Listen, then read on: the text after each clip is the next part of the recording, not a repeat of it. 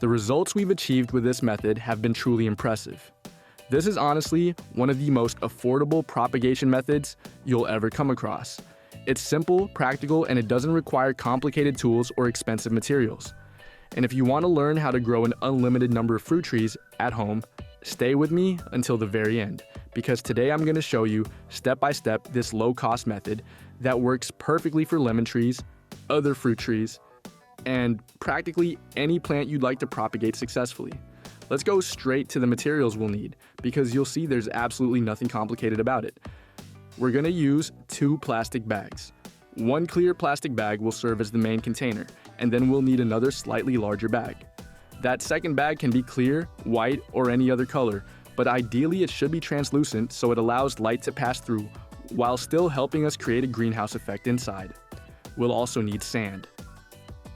The sand can be river sand, construction sand, or pool filter sand, with pool filter sand being the most recommended option because it's clean and drains very well. Any type of sand will work as long as it has been thoroughly washed to remove organic debris, salts, or impurities that could cause fungal problems. As for the quantity, we'll need approximately 4 cups of sand. This amount can vary depending on how large you want to make your low-cost propagator and how many cuttings you plan to place inside.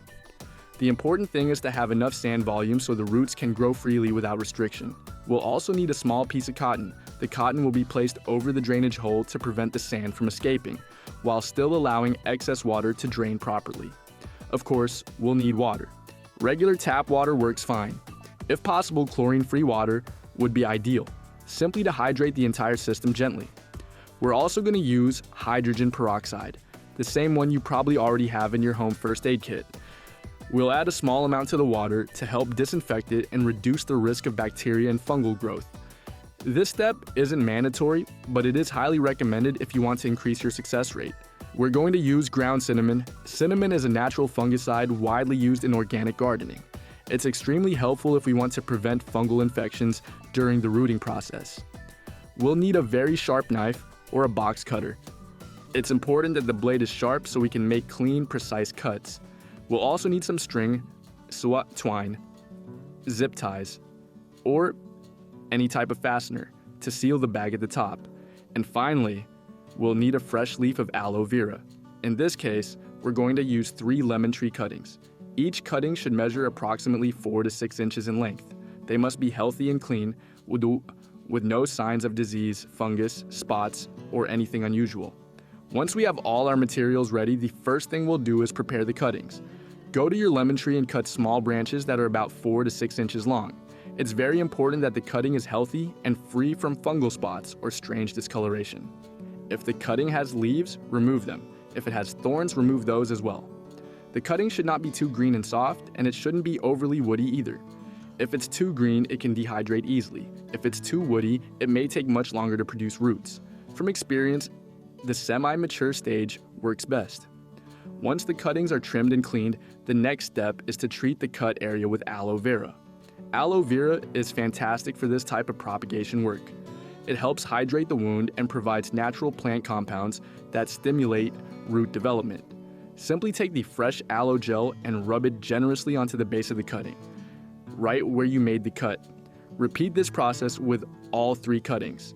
After applying the aloe vera, we move on to the ground cinnamon. Cinnamon acts as a natural fungicide. If we want to avoid fungal problems during rooting, this step is very important.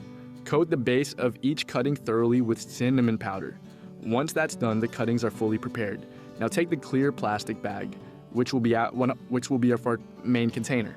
This step should be done calmly, because here we're building the entire rooting system. First, add about 2 cups of sand into the bag. There's no need to measure with extreme precision. Just pour the sand in and gently shake the bag to level it out naturally.